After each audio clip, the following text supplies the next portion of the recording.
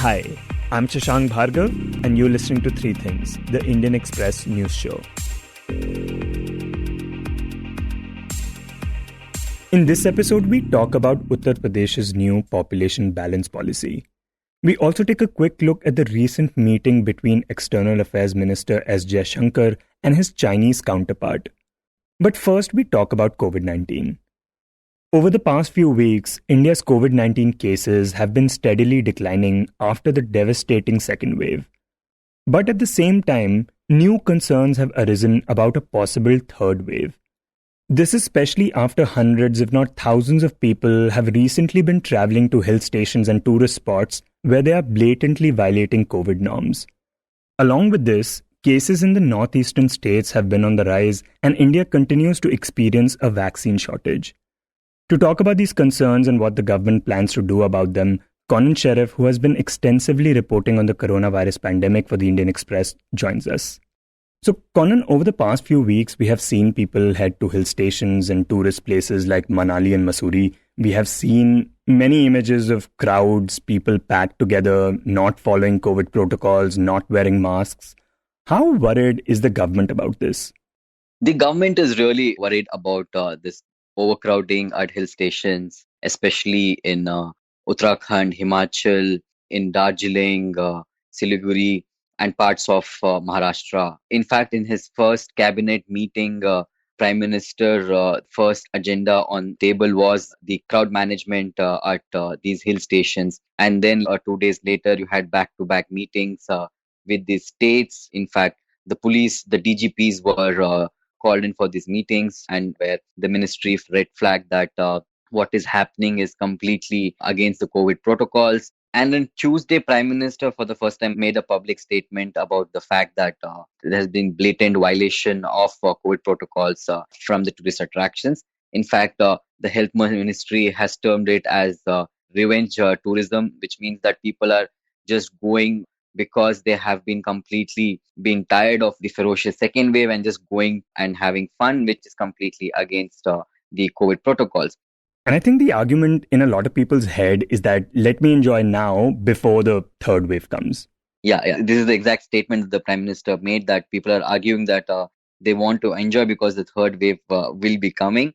So he said that the third wave is not coming unless you invite. He's making a scientific argument that the arrival of the third wave will be completely dependent upon the individual behavior of how well you follow the COVID appropriate behavior, which we are clearly seeing is being violated in all of these hill stations.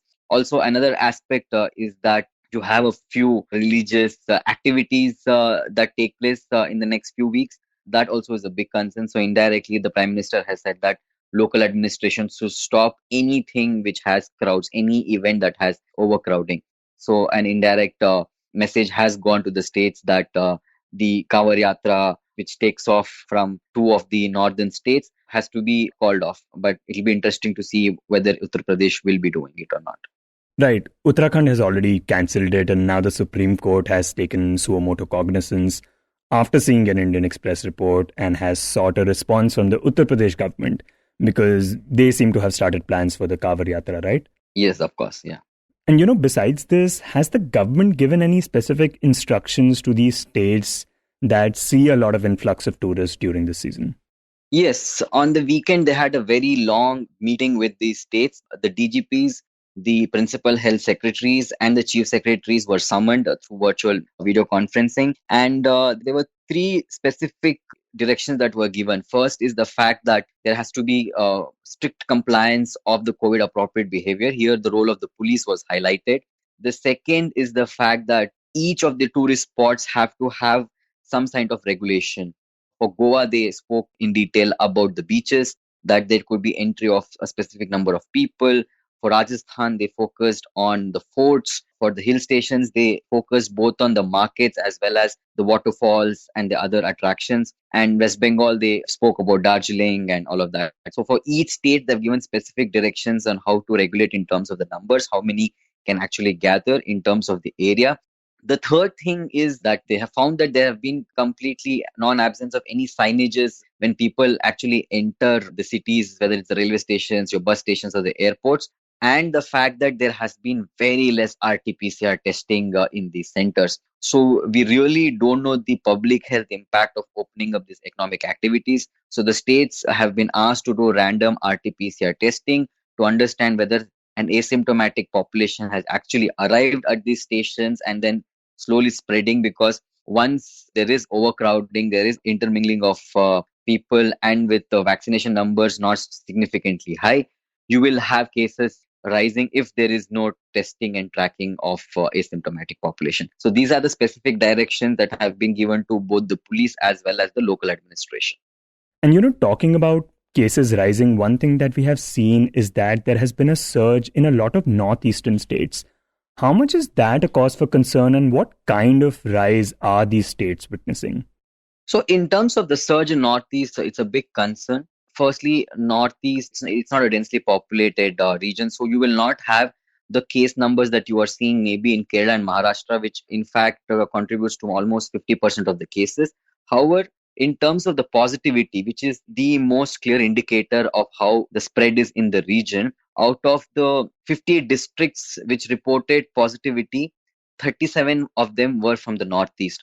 So, which means that 6 out of every 10 districts in the country which are reporting more than 10% positivity are in the Northeast. But what is alarming is that this high positivity is being reflected mostly through the rapid antigen test, because the region has very insignificant RT-PCR testing because of its geographical challenge. So if you actually start doing an RT-PCR testing, then this number could be much higher. That this could be somewhere around 30 to 40% positivity, which is alarming.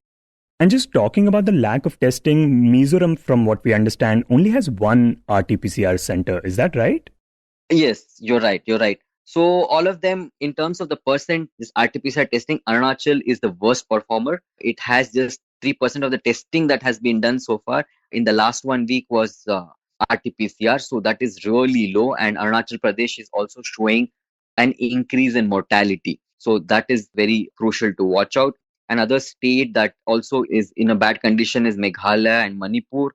Here also you have the total RT-PCR testing around 19 to 17%.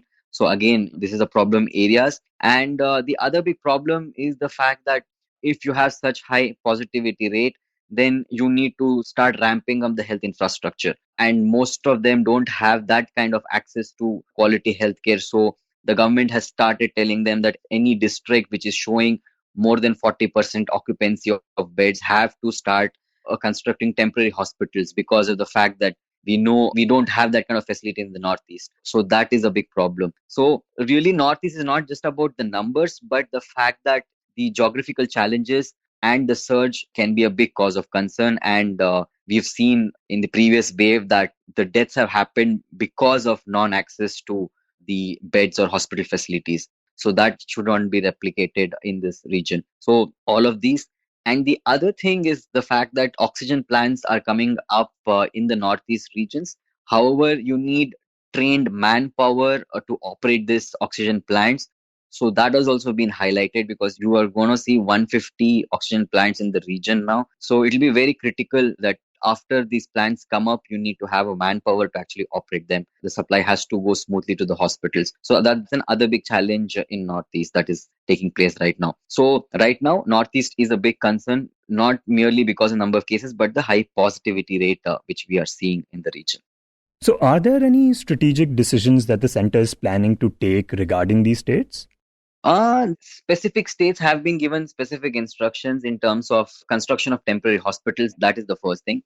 Different states have been given. Second is the fact that RT-PCR testing also can be done through mobile RT-PCR testing. We saw that Kerala you had a significantly low RT-PCR testing in the previous wave, so you send mobile vans. So states can ask for that. So that also has been spoken about with the states, that if you need more RT-PCR testing facilities, that we can send more mobile testing. So that's the first thing. The third biggest challenge, which even the ICMR chief has flagged, is the fact that the rains has become a big cause of concern there. There's a scare that the testing numbers are very low because of the rainfall. So we need to ramp up really the testing, because only then you will actually know the spread of the infection.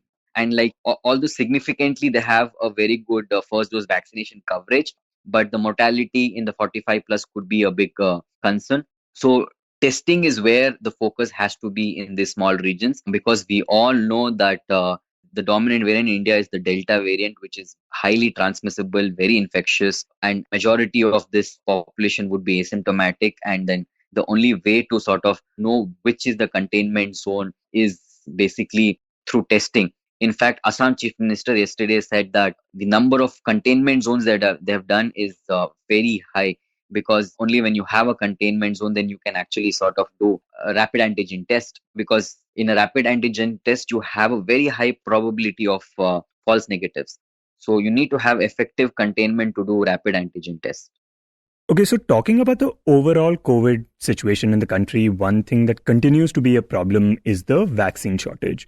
We still haven't been able to ramp up our inoculation drive as much as we had hoped for. Several states like Assam, Haryana, Chhattisgarh, and Delhi, they have been reporting a vaccine shortage. What has been the government's response to that? So there are two issues. The first is on the side of supply. Supply is basically the center and the vaccine manufacturers, because you know that on July 21st, the procurement is totally being done by the central government, and central government sends that vaccines to the states free of cost. So in terms of supply, we'll start seeing the ramping up of supplies of Covaxin only in August. So that we're not going to see in July. So on supplies, it's still Covishield, which started augmenting its capacities 2 months earlier. We're seeing that increase in supplies. And Covaxin is not what it had said earlier, and that will come only in August. That's what our government was saying. In terms of the number of doses that have been provided to the states, it is around 13.5 crore doses, which means that we would be achieving somewhere around 43 lakh daily vaccinations in the month of July. However, in the first 2 weeks, that number has fallen down. It's around 35 lakh, which means that we need to improve that. But one needs to understand that from the new vaccination phase, the states exactly know how many doses that will come to them almost 15 days in advance. So all of these states, Rajasthan, Maharashtra, Delhi, all of them know that what is the vaccine supply from the center to them, unlike what was happening prior to June 21st. So today, the health minister has come out and made his first statement. The new health minister is Mansukh Mandavia, who's a Rajya Sabha MP from Gujarat, who's made a statement that opposition states are creating a situation of panic, but they all know the doses that will come to them in the month of July, and that is around 13.5 crore doses. And based on this advanced visibility, they have to plan well, because you are seeing huge lines in some of these states. There has been overcrowding and all of that. So the rationale of advanced visibility, that means the rationale of telling them what is the doses that will be available to them, is to plan effectively the vaccinations in terms of both quantity and in terms of how many vaccination centers you're going to have. Right, so when you already know how many doses you're going to get, you can plan accordingly, you can limit the number of people that will visit vaccine centers. Exactly.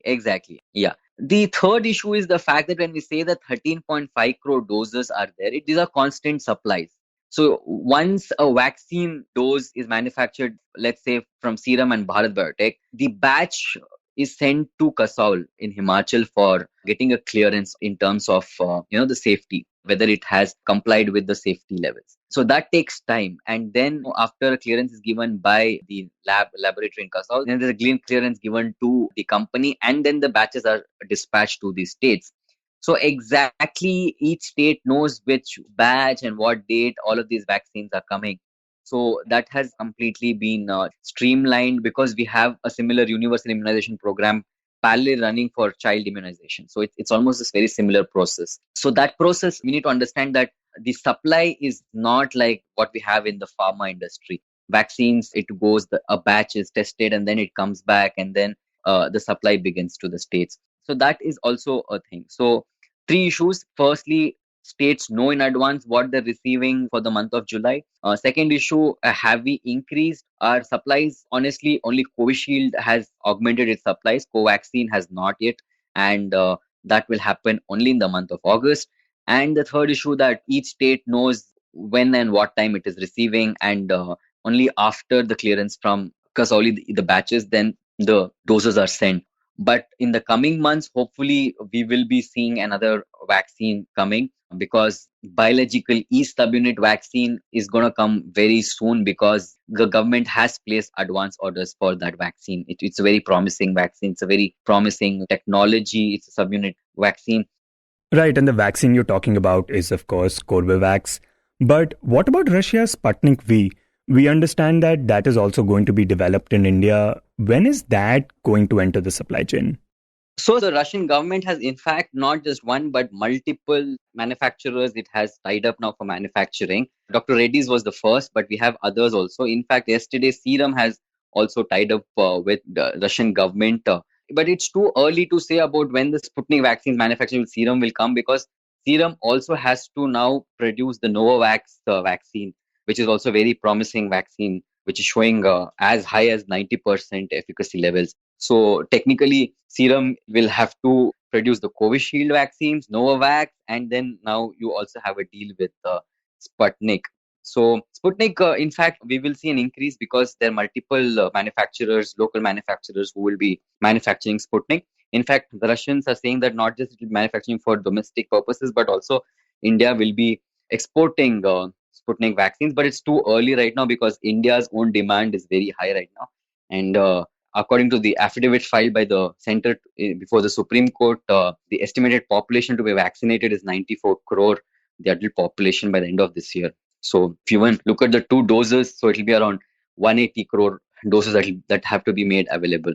So we're still at 38 crore today, so it's still a long way ahead for us. So it will be too early to say whether those vaccines will be exported. But yeah, Sputnik is another vaccine that India is looking at increasing its supplies in the national immunization program. As of now, the government which is supplying free vaccines to the state, only two vaccines are right now being supplied, which is Covaxin and Covishield. And once biological E comes, and then we will have that vaccine, because that also government is procuring, and those 30 crore doses also will be available.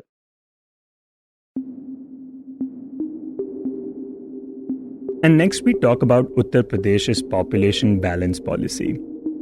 Last week on Sunday, the Uttar Pradesh government announced a new population policy with an aim to reduce population and bring down the gross fertility rate in the state.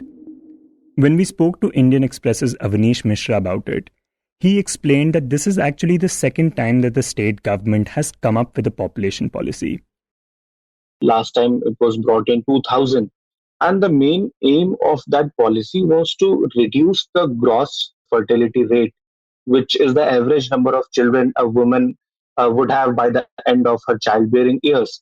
So the plan was to bring down that fertility rate to 2.1 by 2016. But obviously, even though a lot of other important things like reducing the infant mortality rate or the maternal mortality rate was reduced, this target was not achieved. So again, this year in 2021, state government brought a policy which will be applicable till 2030. And the main motive or the main aim of that is to bring down the fertility rate to 2.1 by year 2026, and then further reduce it to 1.9 by the end of year 2030. He says that according to the policy, the government also plans to reduce things like infant mortality rate, maternal mortality rate, and child malnutrition. But the most important thing still remains the gross fertility rate. And Avanish says that the government plans to do that by spreading awareness. They plan to increase the accessibility of contraceptive methods under the family planning program. They want to provide a safer system for abortion. And the other five key targets is to include population control, ending curable maternal mortality rate and illness, ending curable infant mortality rate, and ensuring betterment in the nutrition status of children, betterment of sex and reproductive health related information among the youths, and finally the care of elders. So these are the few things which the government is planning to do. And besides this, he says the government wants to create a balance between different communities. And for this, they will try to identify specific geographical locations or communities or classes where the fertility rate is higher. The government then plans to specifically create awareness in these areas. Now, this new policy is one thing, but before the UP government announced it, a few days before that, the UP Law Commission published a draft bill on population control on its website. And they were inviting suggestions from the public, and the final date of sending the suggestion is July 19. So the draft bill says that people having more than two children in the state will be debarred from contesting local bodies elections or applying for government jobs or receiving any kind of subsidy. And at the same time, it also seeks to prohibit promotion in government jobs for such people, and while offering incentive to those limiting their children to two. These incentives that Avanish mentions includes things like 2 additional increments during the entire service and maternity and paternity leave of 12 months with full salary and allowances. But at the same time, we have to clarify that this is just a tentative draft, and the State Law Commission officials have confirmed that the government has not asked them to form this, and they have prepared the proposal on their own. And based on the suggestion, they will prepare a final draft and later send it to the government for consideration. Over the past few years, there has been a lot of talk about population explosion by the government. PM Narendra Modi had talked about it in his Independence Day speech back in 2019, and even more recently, Assam has enforced a two-child condition for several public schemes. But the thing to note is that according to the National Family Health Survey and the census data, India's total fertility rate has declined from 3.4 in 1994 to 2.2 in 2015. Though some states like Uttar Pradesh do have a higher fertility rate and population than the country's average. If I have to give you a rough idea, the increase in population per decade, while it is 17.70 in India, it is 20.23 in Uttar Pradesh. The population density, that is 382 in India, but 828, which is more than double in Uttar Pradesh. At the same time, the urban population is 31.14% in India and just 22.27%. So these are the few things which are matter of concern. This also includes the sex ratio and the child sex ratio. So all these things are creating a concern. And to answer your question about the fertility rate, there also the Uttar Pradesh is like doing worse than the national average, while the national average is 2.2, the fertility rate. But at the same time, in Uttar Pradesh, that is 2.7. So that is why the government is planning to bring down that 2.7 fertility rate to 2.1 by 2026 and further to 1.9 by 2030. Though the other thing to note is that even for a state like UP, the total fertility rate has fallen to 2.7 from 3.8 over the last decade. The proposal of this draft bill that incentivizes those who have less children and punishes those who have more has raised concerns among many. Some have even called the proposal coercive and anti-democratic, while others say that such a proposal could lead to the targeting of specific minority communities. Especially considering the topic of population control has often been talked about while mentioning the Muslim community. A recent example includes Assam Chief Minister Himanta Biswa Sarma specifically mentioning the immigrant Muslim community in the state when talking about the two-child policy. And this is even though the overall fertility rate is falling faster among Muslims than in Hindus in the country. Avanish now tells us how political parties have reacted to this draft bill. While most of the political parties, with a few exceptions, they are accepting that there is a need to bring down the population in Uttar Pradesh because there is a population boom in the state. But at the same time, a lot of political parties like BSP Supremo Mayawati questioned the timing of the bill, and she believed that this is done in a way to benefit BJP during the election. So there are a few objections, but that is mainly related to the timing of the bill. But at the same time, the Vishwa Hindu Parishad has raised an objection over a few sections of the bill where they are talking about one-child policy. And what they are saying is that it will lead to a contraction of population over time, which has several negative and social economic consequences.